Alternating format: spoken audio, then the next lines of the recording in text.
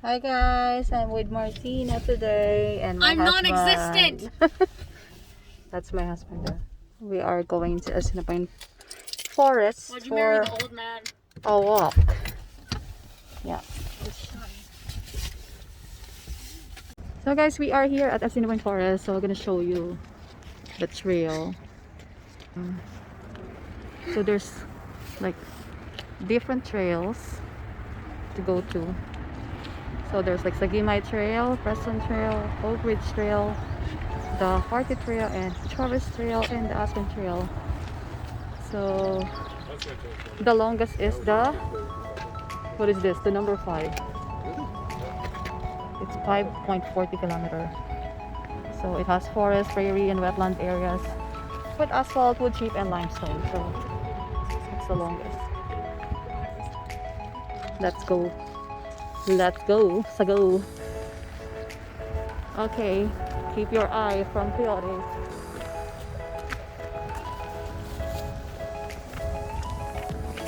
I'm just curious what those are.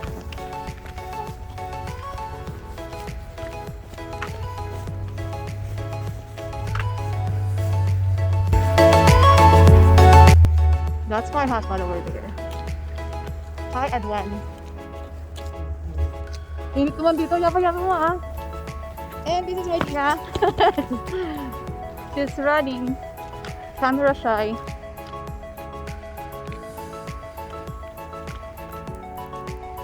So, ikaw na naman dyan. Sa Steph Curry mong blue.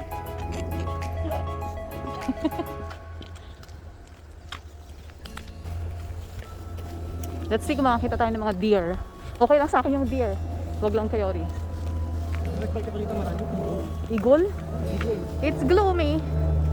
It's cloudy.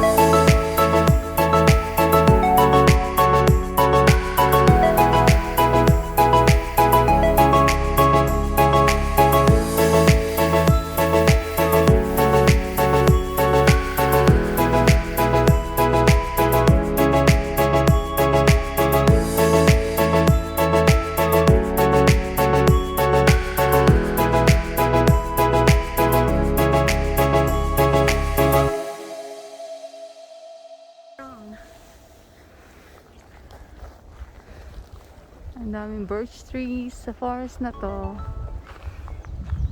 The eyes of the forest. Yeah, the eyes of the forest. Yeah. This one is big already.